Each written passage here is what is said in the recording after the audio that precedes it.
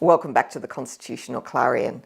The Australian Government recently introduced two controversial bills, one dealing with campaign finance and the other with truth in political advertising.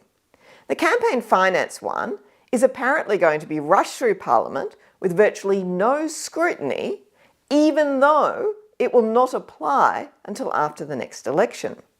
The truth in political advertising one is being left to languish, so I'll deal with that on another occasion. The campaign finance one is over 200 pages long. Here it is, and this is double-sided, okay? It is incredibly complex. What it does is it amends existing legislation, the Commonwealth Electoral Act. So a lot of it involves adding or altering words in existing provisions, including definitions which affect other parts of the Act. This makes it impossible to read the bill as a whole and make sense of it. The only way of doing it is to look at each amendment and figure out how it will alter the existing provisions in the Commonwealth Electoral Act and then try and work out how it all hangs together. Now, to do that properly would take weeks. But we don't have weeks because the Labor government and the coalition opposition have done a deal behind closed doors and want this rushed through Parliament before anyone, like me, can point out what's wrong with it. Now, that's dreadful from a democratic accountability point of view.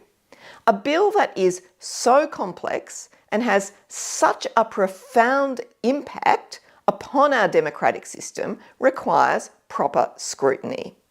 It's even more important that it be properly scrutinised because those proposing and passing this law have a very strong self-interest in it. It potentially preserves their power and uses taxpayer money to prop up the political parties. The government's weak excuse for the lack of scrutiny is that there was a parliamentary inquiry into the previous election which did discuss the general issues of caps on donations and expenditure. Yes, there was, and I, along with others, did make submissions to that inquiry and gave evidence to it. But that was talking about generalities. It did not deal at all with specific provisions and how they would operate together because there was no bill to discuss. Any suggestion that this bill has already been subject to proper scrutiny is completely disingenuous. So I'll do my best here to give you an idea of what's in the bill and the aspects that I think are concerning.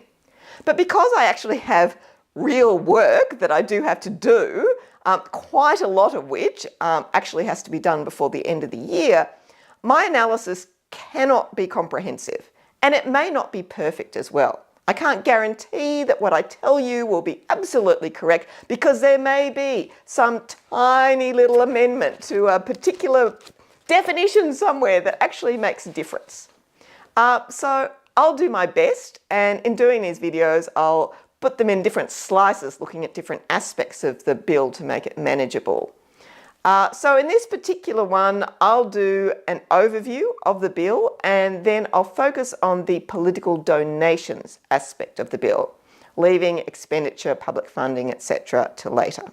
Now, for those of you who only watch the first couple of minutes of my video and then make comments in the comments section that assume what I am going to say, often inaccurately, let me give you the TLDR. In principle, there are good aspects in this bill, but when you get down into the detail, some of it is bad and parts of it may also be struck down as unconstitutional. So yes, I am critical of the bill. But I'm also conscious that the perfect should not be the enemy of the good. If the bill were to be defeated, we would lose an opportunity to implement useful and necessary reforms. So if the major parties are not prepared to make fair amendments to this bill in Parliament, and I'm guessing they're not, it may still be best for the bill to pass and then see what the High Court will make of it and whether it takes a scalpel to the more dodgy aspects of the legislation when it is inevitably challenged. So what's good about the bill? The Commonwealth has been lagging behind on campaign finance reform for a long time. Its disclosure requirements are weak, with a very high threshold for disclosure of donations and long delays before disclosure is required. It has no caps on donations or expenditure, so that donors can spend large amounts to either influence the outcome of the election or to influence ministerial decisions by buying access and support for their interests. This bill will lower the disclosure threshold for donations to $1,000 and will require much faster disclosure, ordinarily monthly, but more quickly around polling day. It will impose caps on electoral expenditure, bringing down the cost of campaigning, as well as putting caps on donations. These two things should, at least in theory, balance each other out in terms of cost. The expenditure limits should reduce the amount of money that needs to be raised in political donations, compensating for the reduced amounts raised in donations due to the donation caps. However, the political parties would not let the opportunity go by to increase their public funding by the taxpayer. So the capping of donations, even at ludicrously high levels, as I will explain, is used to justify massive increases in public funding for political parties, both for running electoral campaigns and for internal party administration.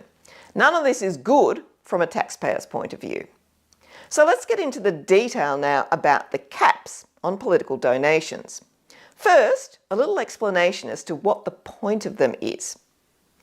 The idea is that if you place a low enough cap on the maximum amount a person can donate to a political party or its MPs or candidates during a year, then you can eliminate the donor's capacity to exercise influence over MPs.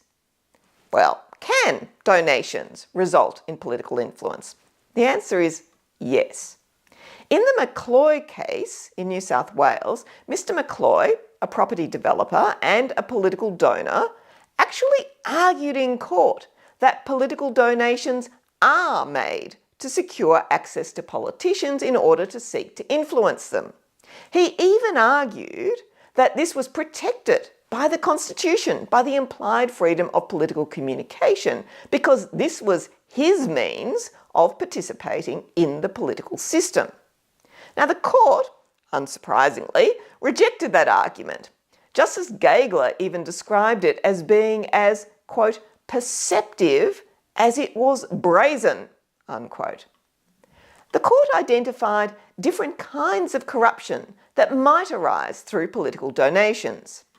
One is clientelism, where an office holder becomes financially dependent upon donors so that he or she ceases to act in the public interest and instead acts in the interests of the donor. Another is war chest corruption, in which the best funded candidates and parties squeeze out other voices from political discourse by dominating advertising and other means of mass communication. The court accepted that laws which limit the, quote, uncontrolled use of wealth, unquote, in electoral campaigns can serve the legitimate purposes of preventing the risk or perception of corruption, creating a more level playing field where people have an equal opportunity to participate in the democratic system, and 3, preventing the voices of the well-resourced few from drowning out the voices of others in political discourse. In New South Wales, caps on donations were initially set at the level of $5,000, although it's indexed, so it's now moved up to $7,900.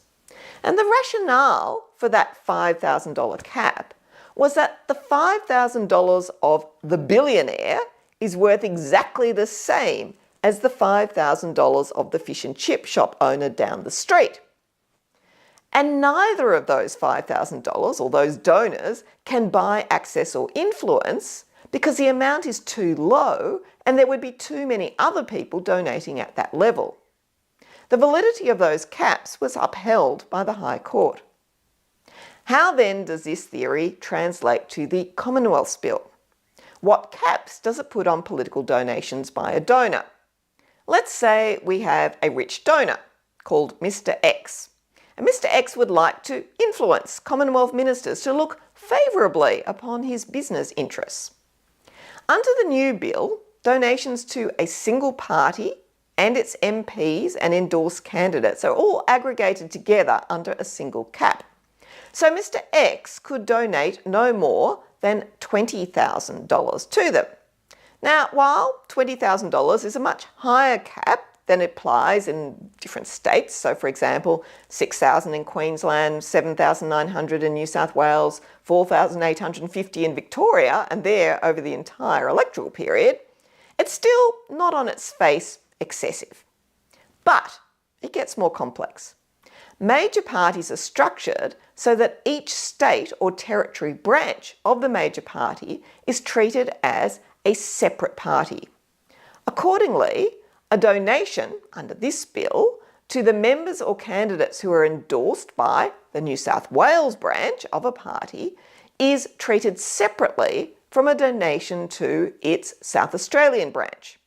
Now, the upshot of this is that Mr. X can make his $20,000 donation to the different branches of the same major party in each of the 6 states and the 2 territories and the separate federal branch.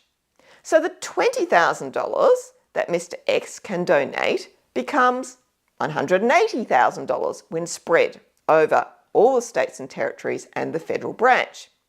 And this is an annual cap. So Mr. X can make that $180,000 in donations to political parties and candidates of the same party in each year. That means that Mr. X can make $540,000 worth of donations to his favoured party and candidates over a 3-year electoral cycle. But there's more. The caps reset once an election is held. So during an election year, you get the full cap in the period before the election and then another full cap for the rest of the same year after the election. And that means that there are ordinarily 4 cap cycles in a 3-year electoral term, allowing Mr. X to donate $720,000 to political parties and candidates during that period. But, yes, there's still more.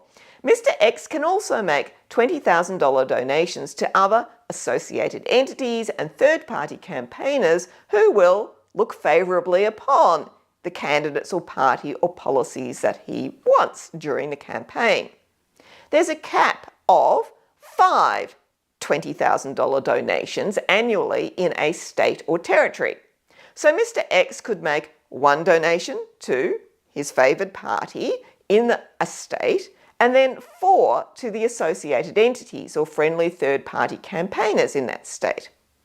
There's overall also an annual cap for him of $640,000 in political donations. Theoretically, that means that Mr. X could donate up to $2.56 million over the 4 cap periods in a 3-year electoral cycle, plus extra money for any by-elections along the way. Now, it strikes me as rather unlikely that any individual or corporation would be making donations to the extremes of the limits imposed. But it does show that the argument that this law is about taking money out of politics and preventing undue influence is utter nonsense. Even with only a part of that amount, say $100,000 a year, you could still potentially buy influence. Why is this important? Well, the High Court has previously held that caps on donations impose a burden on the implied freedom of political communication because they reduce the resources from which political parties can communicate on political matters, including during election campaigns. This means that it applies a test to see if the law is valid. The second step of that test is identifying whether there is a legitimate purpose for the law that is compatible with the maintenance of the constitutionally prescribed system of representative and responsible government. The High Court has previously accepted that laws can be made for the legitimate purpose of seeking to reduce or eliminate the risk or perception of undue influence or corruption flowing from the making of political donations. But in the case of Unions New South Wales and New South Wales number 1 in 2013, the High Court struck down parts of a New South Wales law on campaign finance because the court could not identify how those provisions served such a legitimate anti-corruption purpose. And it couldn't identify any legitimate purpose to support those provisions at all. In fact, the provisions in question seemed to have been structured in a particular way to disadvantage a particular political party, which a court would not accept as a legitimate purpose compatible with the constitutionally prescribed system of representative and responsible government. So what might the purpose be of these caps in the Commonwealth's current bill? The explanatory memorandum to the bill gives a clue. It points out that the two highest political donors in the 2022 election were Clive Palmer's Mineralogy Proprietary Limited, which donated $117 million to a single minor party, and Climate 200 Proprietary Limited, which donated $6 million to multiple independent candidates and another $1.9 million to minor parties, MPs and third-party campaigners. The Commonwealth's bill might be perceived as being directed at restricting this high level of funding to small parties and independents that threaten the major parties, while not limiting the ability of major parties to attract large donations from donors who would wish to gain influence over them. Those donors could then spread their large donations in $20,000 packets over the major party's federal structure. As independents do not have a party structure spread across the country to support them, they could only receive one $20,000 donation from a donor during a year.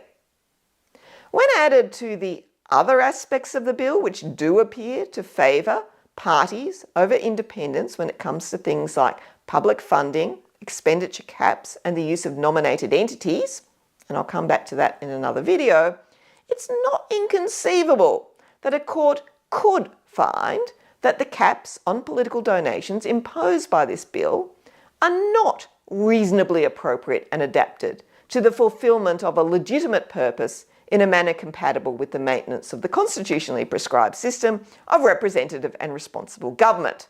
Okay, it's a long mouthful, but that's their test. This would render those provisions invalid. This is just all speculation on my part, but if I were drafting a law that was intended to withstand constitutional challenge, I certainly wouldn't be drafting it like that. Thank you for watching the Constitutional Clarion. I'll try to do some other videos on aspects of the bill that are problematic, but I do have timing problems, so we'll have to see how that goes. In any case, I do look forward to seeing you again, as always, next time. Goodbye.